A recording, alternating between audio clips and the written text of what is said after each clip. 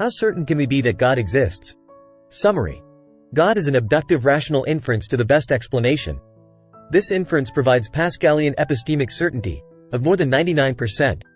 This is a level of certainty that is more than enough for any rational person to commit his or her life to the truth that God exists. Introduction. 1. Pascallian certainty is a level of certainty that is high enough for you to bet your life on it. Pascal's wager. E.g., you have Pascallian certainty that the universe exists, even though you cannot prove that it does. And you have Pascallian certainty that the car driving down the road towards you is real, even though you cannot prove that it is not an illusion. And so, you bet your life when you decide to wait for it to pass by before you cross the road. That is what Pascallian certainty is. You bet your life based on that level of certainty, even though it is not 100% certainty. We can have that same kind of certainty that God exists, high enough to commit our lives to that truth. 2. God is an abductive rational inference to the best explanation. This does not provide 100% certainty, but it does provide Pascallian certainty in the 99% range, as discussed below. 3. How do we quantify that certainty? We provide reasoning to answer that question below. 4. Epistemology. A. In epistemology, we come to the truth of a hypothesis by verification of the hypothesis and by falsification of the converse of the hypothesis. We discuss verification in this video. We have discussed falsification of the converse in other videos. B. In science, we establish the existence of an unseen entity by using a two-dimensional epistemology. One epistemological dimension is the number of one kind of observations that are consistent with the hypothesis that the given entity exists.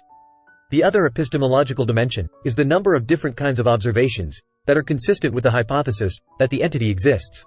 C.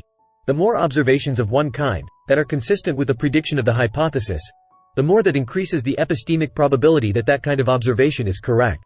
The uncertainty in that observation drops as 1 over the square root of the number of observations. D. The more different kinds of observations that are consistent with the prediction of the hypothesis, the more that confirms the epistemic probability of the given hypothesis being right. E. Example. Electrons, protons, positrons have never been directly observed. However, we have many different observations and different kinds of observations that are consistent with the hypothesis that electrons, protons, positrons actually exist, in some sense. So, this is an example of this two-dimensional epistemology. F. Example. The Big Bang cannot be directly observed. However, we have 4 kinds of observations that point to its being true. 1. The galactic redshift increases as a function of distance from the Earth. 2. The cosmic microwave background radiation. 3. The amount of hydrogen and helium in the universe. 4. Distant stars and galaxies look younger than nearby stars and galaxies.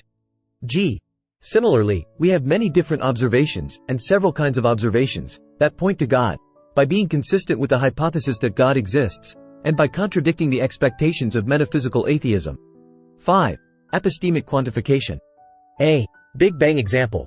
We have 4 kinds of observations that are consistent with the Big Bang. The epistemic probability of each kind of prediction being right by random chance, independent of the hypothesis, is 50%. The epistemic probability that a hypothesis is right is 100% minus the cumulative probability of its predictions being right by random chance. So, the epistemic probability that the Big Bang is right is determined by 100% minus the cumulative probability of the 4 kinds of observations being right by random chance, independent of the hypothesis. That works out to 100% minus 50% to the power of 4, which is 94%.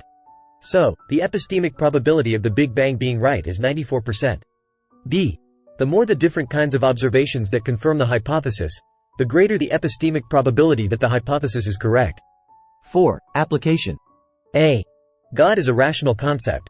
There is no internal contradiction in the concept of God. B.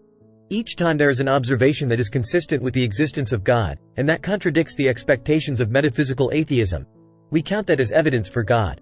And we assign each such kind of observation a 50% epistemic probability of being right, independent of the existence of God. C.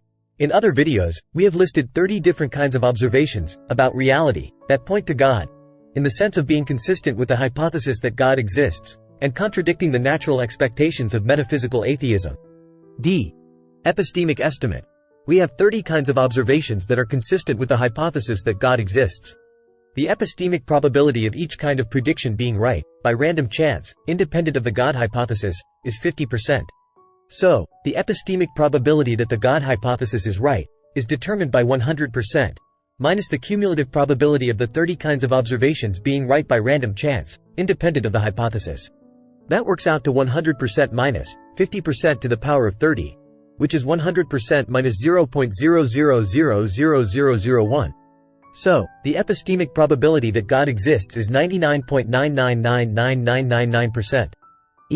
So, the level of Pascallian certainty that God exists is more than 99%. Conclusion. 1. God is an abductive rational inference to the best explanation. 2. This inference provides Pascallian epistemic certainty of more than 99%. 3. This is a level of certainty that is more than enough for any rational person to commit his or her life to the truth that God exists. Thanks for watching. Please like, share, and subscribe.